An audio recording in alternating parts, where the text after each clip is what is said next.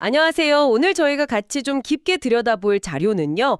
용인 수지구에 새로 들어서는 수지자이 에디시온의 청약 결과에 대한 한 네이버 카페 게시글입니다. 청취자분께서 보내주신 글인데 보니까 이게 단순히 뭐 경쟁률 숫자만 나열하고 끝나는 게 아니더라고요. 이 결과 하나가 앞으로 수지 부동산 시장 전체의 판도를 어떻게 바꿀 수 있는지 그 나비 효과를 예측하고 있는데 오늘 저희의 미션은 바로 그 예측의 근거를 하나하나 따져보는 겁니다. 이 분양이 정말 수지라는 동네에 새로운 기준을 만들게 될까요? 네, 오늘 분석에서 가장 흥미로운 지점이 바로 그거죠. 하나의 아파트 단지 분양, 그것도 뭐 아주 폭발적인 성공도 아닌 이 결과가요. 어떻게 한 지역 전체의 가치를 재설정하는 일종의 선례가 되는지 그 과정을 들여다볼 겁니다. 특히 이 결과가 당장 눈앞에 재건축이나 리모델링을 추진하는 단지들 있잖아요. 그 단지들의 사업성 계산기를 어떻게 다시 두드리게 만드는지 그 구체적인 연쇄 반응에 집중해서 따라오시면 굉장히 재미있을 겁니다. 좋습니다. 그럼 바로 그 숫자들부터 한번 보죠. 자료를 보니까 가장 주목받았던 84A 타입이 50가구 모집에 308명이 몰려서 6.16대 1을 기록했어요. 이게 최고 경쟁률이네요. 네, 그렇죠. 반면에 120 타입 같은 대형 평수는 34가구 모집에 39명이 지원해서 1.14대 1. 거의 턱걸이 수준이었고요. 전체적으로는 4대 1 조금 넘는 수준인데 이 자료 작성자는 이걸 두고 시행사 입장에선 적절한 경쟁률이라고 평가했거든요. 사실 요즘 같은 시장에 이 정도면 그냥 선방했다 수준 아닌가요? 적절하다는 표현이 좀 와닿지가 않는데요. 바로 그 지점이 이 분석의 시작입니다. 이 6.16대 1이라는 숫자가 그냥 보면 와, 대박이다 할 정도는 아니죠. 네, 그렇죠. 하지만 작년 하반기 용인 지역 다른 단지들의 평균 경쟁률이 한 3대 1 수준이었던 걸 감안하면 시장 분위기가 좋지 않은 상황에서 거의 2배 가까운 선고를 낸 거예요. 게다가 시행사 입장에선 적절하다는 건 정말 절묘한 표현이거든요. 어떤 면에서 절묘하다는 거죠? 시행사, 그러니까 건설사 입장에선 경쟁률이 수십, 수백 대 1이 터지면 물론 좋죠. 완판 걱정은 없으니까요. 그런데 한편으론 배가 좀 아플 수 있어요.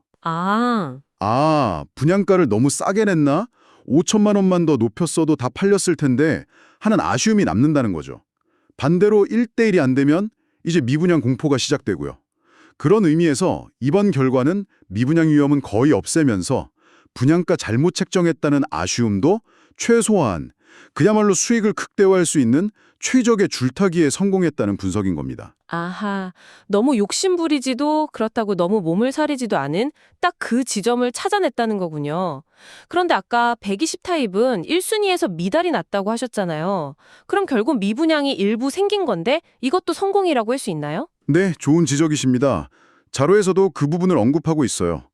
120 타입처럼 일부 대형 평수는 1순위에서 주인을 다 못 찾았기 때문에 우리가 흔히 줍줍이라고 부르는 거 있잖아요. 네네, 무순위 청약. 네, 그 무순위 청약 물량으로 나올 가능성이 높다고 합니다.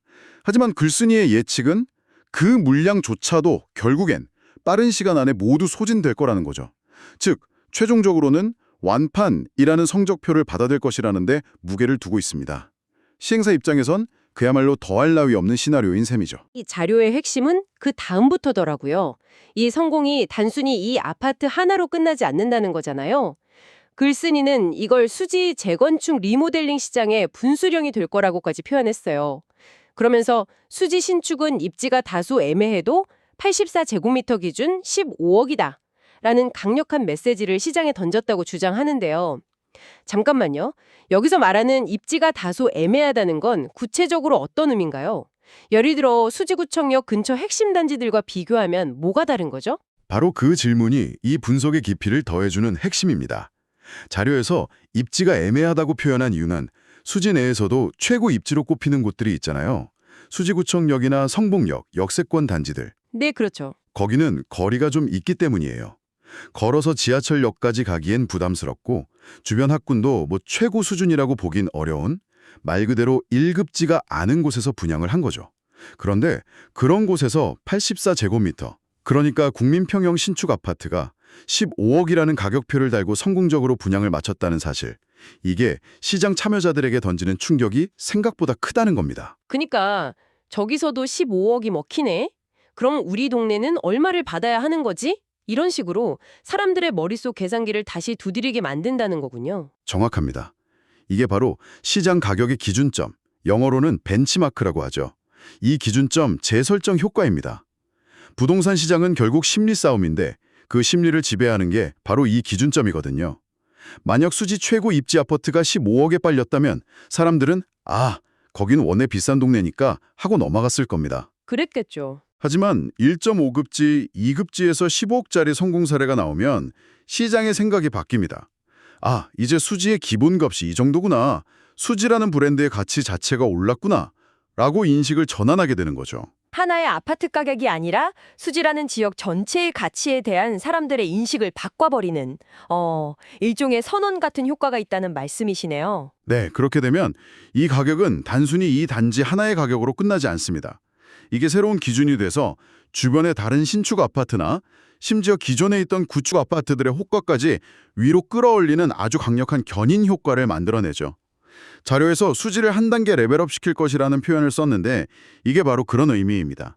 수지 부동산 전체의 기대치가 상향 조정되는 결정적인 계기가 마련되었다고 보는 거죠. 하나의 점이 선이 되고 그 선이 면으로 확장되는 그림이 그려지네요. 그렇다면 그 영향력이 구체적으로 어디로 향하는지가 중요할 텐데요. 자료에서 특히 강조하는 게 바로 재건축과 리모델링 사업에 미칠 영향이었습니다. 사실 이 부분이 가장 궁금했어요. 이제 막 사업을 시작하려 하거나 혹은 지지부진하던 거대한 재건축 프로젝트에 고작 아파트 하나 분양한 게 그렇게까지 큰 변수가 되나요? 보통 재건축은 자기들만의 복잡한 계산법이 따로 있잖아요. 물론이죠. 아주 복잡한 계산이 얽혀 있습니다.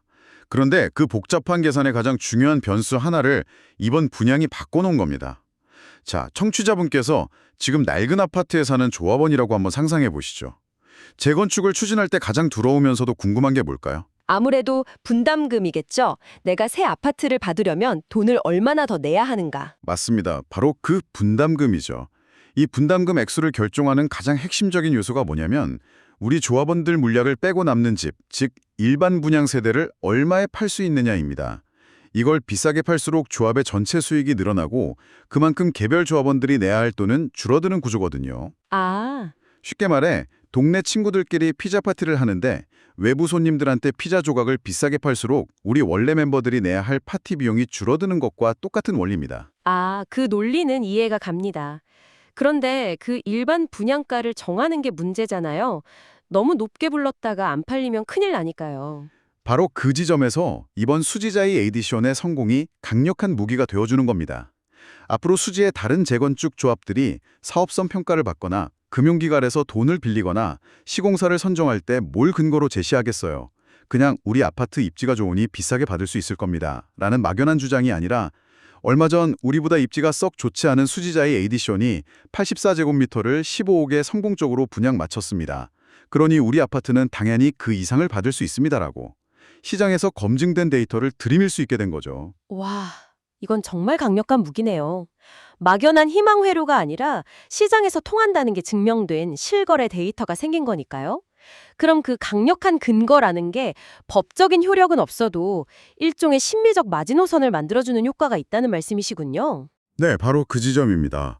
조합원들은 이제 우리도 저 정도 가격을 받을 수 있다면 내가 내야 할 분담금이 생각보다 훨씬 줄어들겠네 라는 구체적인 계산을 시작하게 됩니다.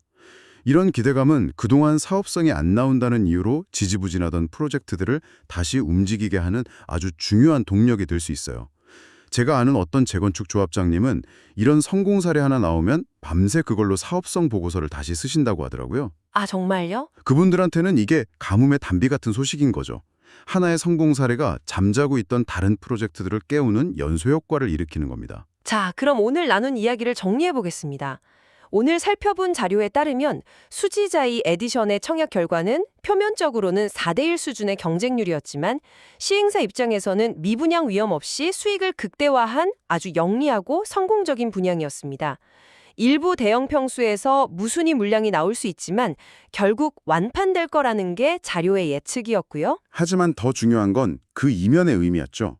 수지 내에서도 최고 입지가 아닌 곳에서 84제곱미터 15억이라는 가격표가 시장에서 통했다는 사실.